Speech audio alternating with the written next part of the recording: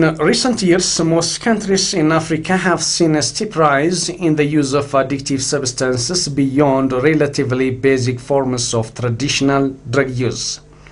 Drug abuse, crime and corruption are undermining development efforts in a number of African countries. Definitely, the use of and trafficking in illicit drugs can seriously jeopardize the health and welfare of people and the cultural, political and economic foundation of society.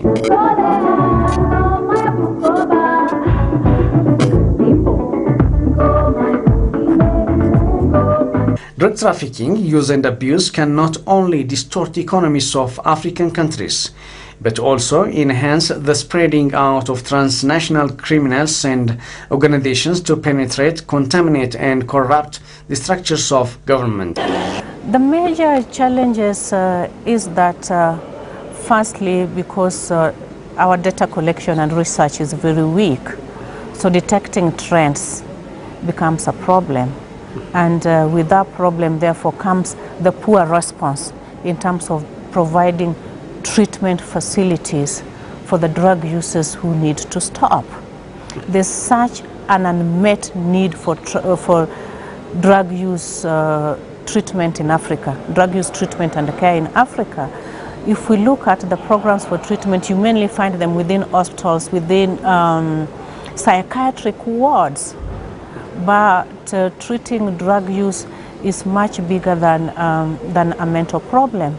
You need a very good social setup, a rehabilitation that look at the mental things, that look at the most emotional states, and helps the drug users to go back to the society. But this has really been missing. I can count the countries that have treatment centers that are not within the medical wards, the psychiatric wards of our hospital. Well, it's quite immense. Drugs business is quite lucrative, I would say. It's an enterprise for many people who are involved in the trafficking of it and the production of it. And because of the magnitude of money involved in it, it's an increasing problem. The criminals are always thinking about new patterns to evade law enforcement. Therefore, for us in law enforcement, we have to be thinking also very fast to develop strategies to respond to the threat that they pose to African security and development generally. But then it's a big problem, and to my assessment, I think it's an increasing problem.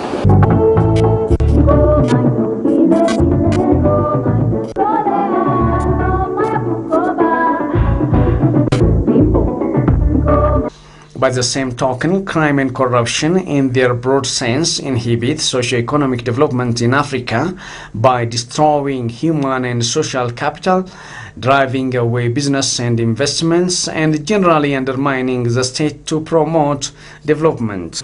If we have people who are addicted to drugs, it means you have psychosocial consequences of the drugs.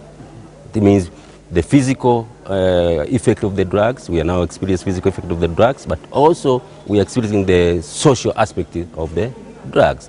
On the physical aspect, well, there are people who are using injection drugs by injecting themselves. They are sharing needles.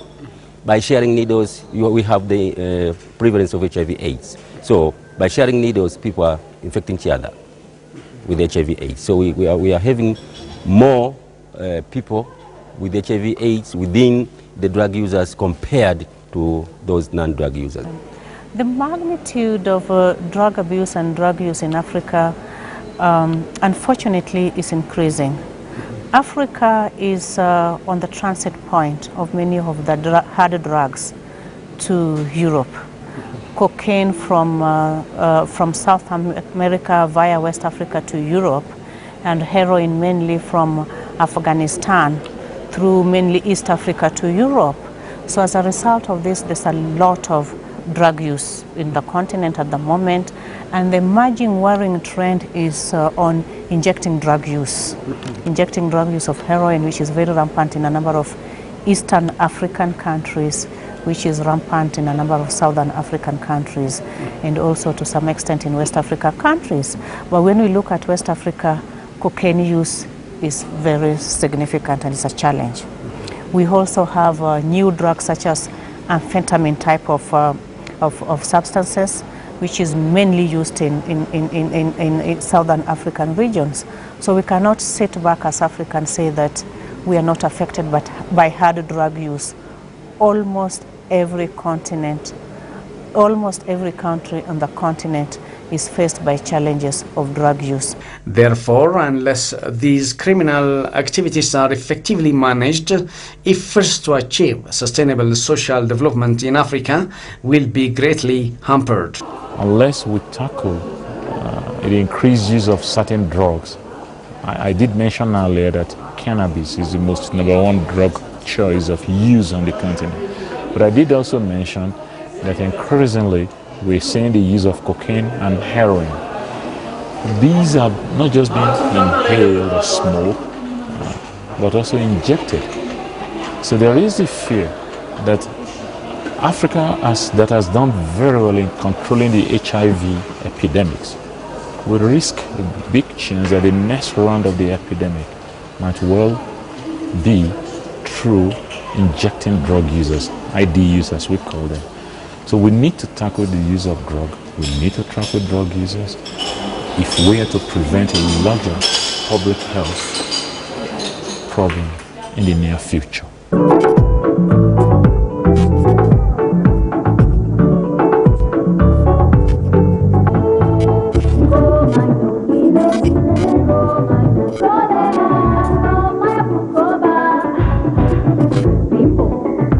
Today, it's widely accepted that the war on drugs might not have been the perfect answer, and that drug policies which simply criminalize drugs and its use fail to actually curtail drug use, production and trafficking. It's broadly agreed that often drug users are not receiving suitable treatment. They are sent to prison with hardened criminals, denied health services and harassed by law enforcers. The existing approach, which many countries take, which is one of law enforcement, one of punitive penalties, doesn't necessarily work. It doesn't put people off using drugs. We see this from across the world, and all it does is make these people more vulnerable. So the approach that we are trying to promote is one where the people who use drugs are seen differently from the people who are in the organised criminal gangs supplying the drugs, and that the people who use drugs are treated in a more humane way and in a way that helps them. The AU, they've got a unique opportunity now to learn from the mistakes that other parts of the world have made, to learn from the experiences from other parts of the world, particularly maybe Latin America, because Latin America has for decades experienced the kind of issues that Africa is experiencing now. So it's a very important time for the AU, and having read the plan of action, the draft that exists at the moment.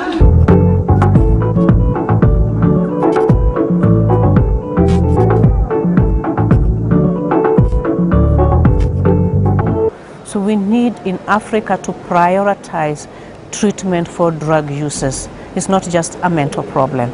It's a social problem, it's a big problem, and we need to set up treatment facilities. In our countries, we've tended to view drug users as social outcasts, as criminals, but these are sick people who need treatment. So the approach has to change. We have to see drug users as people who are sick, who need treatment. But the things that the African Union did was to build a capacity of member states in terms of data collections, in terms of developing monitoring tools to gather data on drug control trends on the continent. And one of the other significant things that the African Union has done is the development of a newsletter, a quarterly newsletter, which basically looks at drug trends continentally. The AU picks stories from all the regions of the continent, highlighting some of the best practices, be it in West Africa, be it in East Africa, be it in Kenya, be it in Uganda and Tanzania. And this has been very, very useful for member states to share information.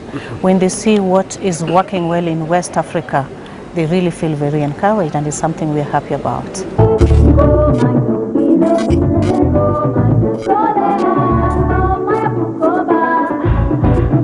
People.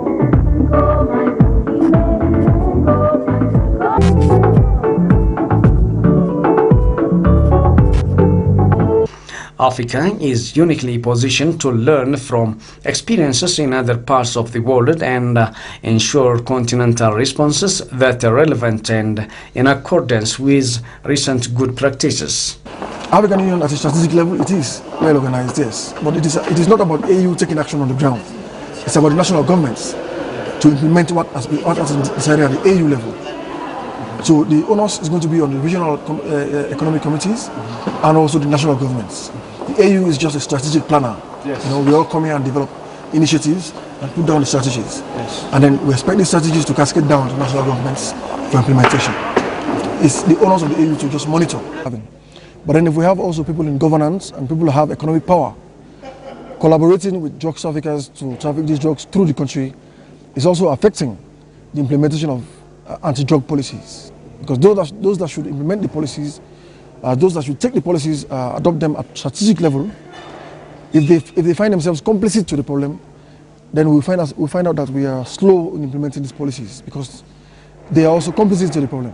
You know, so these are the ways it affects governance, and it affects us also at social level. Well, I am optimistic if we can continue to understand the following: that tackling drug use and drug trafficking is a shared responsibility. It is not a problem. It is not a problem that only one country can tackle. You need to pool resources. We need to harmonize our legislations. We need to have and put in place treatment protocols and regimes for treating drug users, for tackling organized criminal groups that are engaged in drug trafficking, for taking the profits. You know, we need to strengthen our money laundering regime, take away the profit from the organized criminal groups that are engaged in drug trafficking, human trafficking, and all sorts of other crimes. If we can do that, then I'm optimistic that yes, the problem of drug use might have been from time immemorial. It's always in history, but man's ability or our ability to control it depends on pulling our resources together, and above all, maintaining what we call a balanced and integrated approach to drug control. In other words, you cannot have a purely supply reduction approach or a criminal justice, a law enforcement approach only. It has to be balanced. It has to be an integrated concomitantly with demand reduction, which means you must focus on treatment and rehabilitation and strong advocacy on the dangers and effects of drug use. The African Union is strengthening mechanisms for enhanced and shared responsibility for illicit drugs in Africa in order to continue the implementation of drug control targets.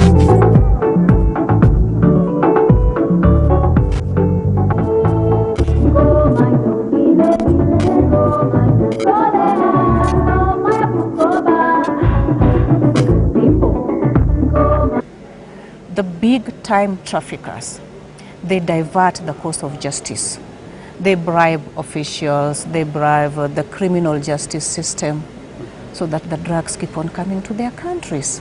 They go scot-free. If you see people who've gone to prison, a number of times they're the small fish. Someone who's been caught with a few grams of heroin or a few kilograms of cannabis here and there. But who are the people who bring huge containers into the country? They are never caught. In this messes completely and compromises the way our criminal justice system operates. So as I said, the impact and the consequences is big, from the health to the enforcement of laws to the economical impact.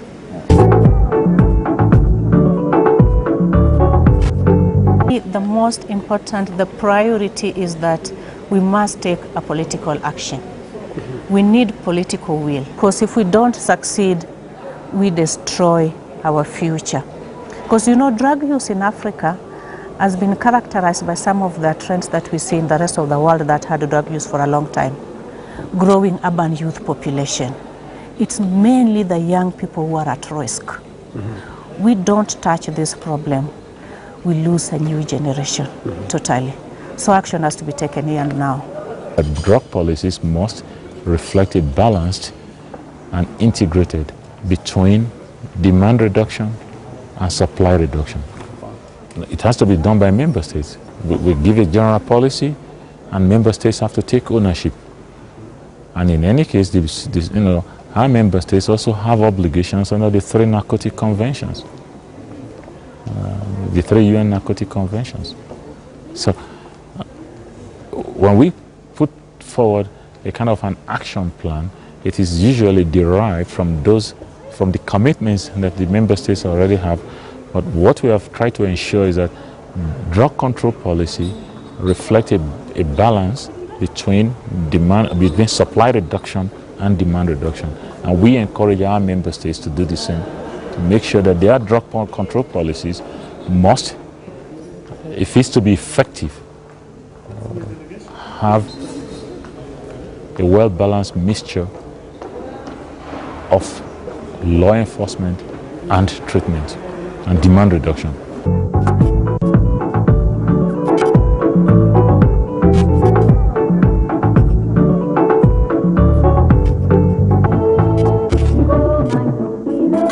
Successful drug use prevention and treatment strategies need to be in place within a policy framework to address both drug supply and demand reduction. Treatment and prevention responses are critical dimensions that support successful implementation of a balanced demand reduction response.